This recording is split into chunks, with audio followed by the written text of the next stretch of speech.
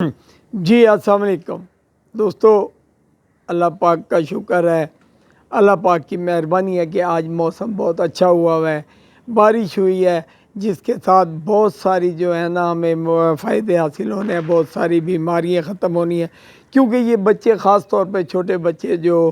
ان چیزوں سے بہت زیادہ جو ہے نا بیماریاں اپنا لیتے ہیں ان کو، اور ڈاکٹروں کا کہنا یہ تھا کہ یہ جتنے بھی مریض آئے ہوئے ہیں، جتنے بھی بیماریاں یہ موسمی اثرات ہیں، اور موسمی اثرات ایک دن دور ہوں گے جب یہ بارش آئے گی تو یہ جو بچے ہسپتالوں میں داخل ہیں یا بیمار ہیں یہ لوگ جو ہے نا صحت کی طرف جائیں گے۔